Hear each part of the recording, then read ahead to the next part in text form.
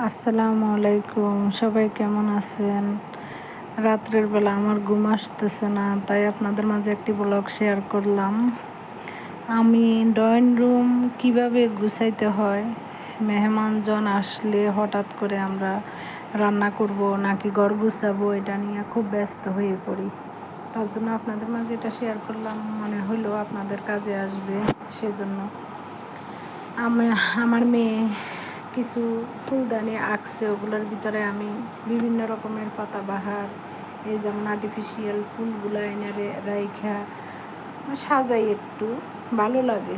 ঘর সাজাইতে সবারই ভালো লাগে। যে ছোট্ট একটা ওয়ালমেট, এটা ওয়ালের পিলারটার ভিতরে লাগাইয়ে রাখছি, ভালো লাগে আমার কাছে।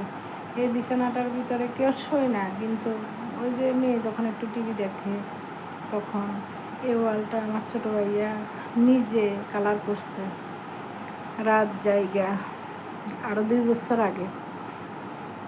এই যে একটা ওয়ালমেট, এটা খুব ভালো লাগে, আমার খুব পছন্দের একটা ওয়ালমেট। তো এগুলা টুকিটাকি এগুলা দিয়া একটু ঘর সাজানো, আর পাতাবাহার কেটে আইনা এ জারের ভিতরে রেখে দিই। এই যে ফুলের টবটা আমার মেয়ে আর্ট করছে, এটা মাটির ছিল, কালার করছে ও। তো এগুলা হলো কিনে আনা হয়েছে, আর ওটা আমার মেয়ে বানাইছে।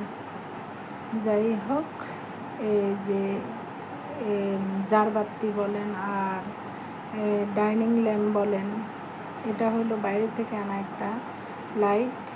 এটা ড্রয়িং রুমের মাঝখানে লাগাই দেওয়া হয়েছে। ভালো লাগে এগুলা, এক একজনের পছন্দ এক এক রকম, আমার ভালো লাগে।